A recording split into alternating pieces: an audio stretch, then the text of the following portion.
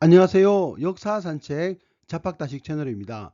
오늘은 조선시대 남성 장신구, 조선시대 남성들은 귀걸이 애호가였다 라는 제목의 영상 보내드리겠습니다.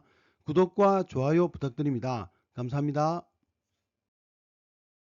한때 머리를 노랗게 물들이거나 여성처럼 장발을 하여 머리띠로 묶고 다니는 젊은 남성들을 보면 혀를 차는 어른들이 있었습니다.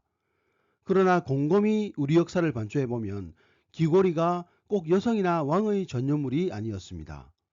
오히려 신체 발부 운운하면서 머리카락조차 자르지 않았던 조선에서도 남성들이 귀를 뚫고 귀걸이를 하는 풍조가 일반적이었습니다. 임진왜란 때 군동을 위해 명나라 군인들이 조선인의 머리를 베어 일본군으로 위장하여 상을 받는 일이 빈번했는데, 특히 평양성 전투에서 조선인 머리를 수천 개나 잘라서 포상을 신청했습니다. 그런데 그런 착오를 해결할 방책이 있었는데, 그것이 왜군과 조선인을 구별하는 방법인 귀걸이 구멍이었습니다. 귀걸이는 고려사 조선왕조실록에서는 이식, 이당, 이환이라고 쓰는데, 귀걸이는 글자 그대로 귀에다 다는 고리를 말하며 단지 귀에 거는 귀걸이와는 다릅니다. 원시사회나 고대사회에서는 귀에 고리를 단다고 하는 것은 귀를 뚫어 고리를 끼운다는 의미인데, 이는 장식용이 아니라 주술적인 의미가 강했습니다. 실제로 신라 고문에서 출토된 유물을 보면 귀에 거는 태환보다 귀를 뚫어 끼우는 세환이 많았습니다. 그것은 비싼 금, 은 또는 금속재 귀고리를 통하여 부족에 닥칠 나쁜 일이나 재앙을 막고자 한 주술 도구였던 것입니다. 이처럼 고대사회에서는 천재지변과 각종 재난을 막기 위한 주술로서 다양한 통과의례나 신체 변형 등이 자행되었습니다. 예를 들어 가야에서는 편두라하여 아기가 태어나면 머리를 큰 돌로 눌러서 편편한 머리로 만들기도 하고, 생이빨을 뽑는 발찌하는 것 등이 그것입니다. 서양에서도 예외는 아니어서 귀걸이를 달면 시력이 회복된다는 믿음이 있었습니다. 또 옛날에는 뱃사람들이 익사를 막는 앵마기로 귀걸이를 달았는데, 귀에 구멍을 뚫지 않으면 그 효력이 없다고 믿었습니다. 실제로 귀뚫기는 편두나 발치처럼 고통을 부르는 앵마기 행위가 아니라 어느 정도 신체에 변형을 가하면서도 심각한 고통을 초래하지 않고서도 멋을 낼 수 있는 좋은 방안이라 널리 선호되었습니다. 삼국시대에 들어오면 귀걸이는 차츰 권력과 권위를 대변하는 장신구가 되었습니다. 특히 낙랑지역에서 중국제 귀걸이가 유행하면서 이웃 고구려와 신라에도 전파되었습니다.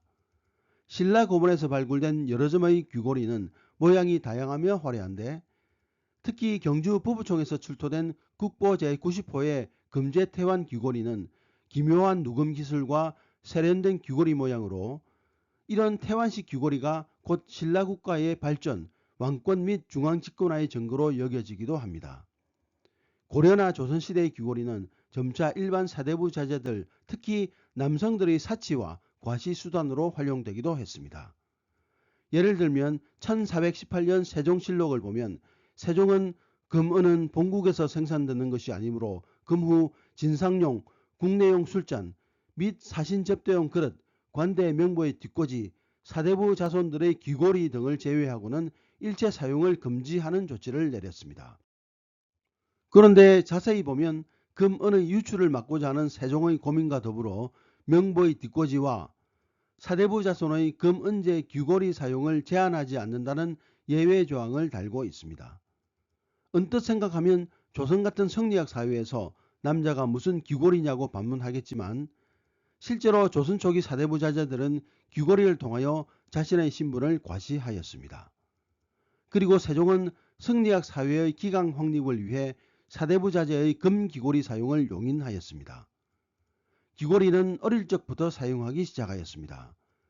1531년 중종실록에 따르면 남대문 안에 10살 남짓한 어린 아이의 머리가 귀걸이를 단 채 자루에 넣어져 발견됐는데, 귀걸이의 굵기와 구멍의 넓이는 왕실의 핏줄을 증명하는 수단이었고, 그 증거를 토대로 범인을 검거했다고 합니다.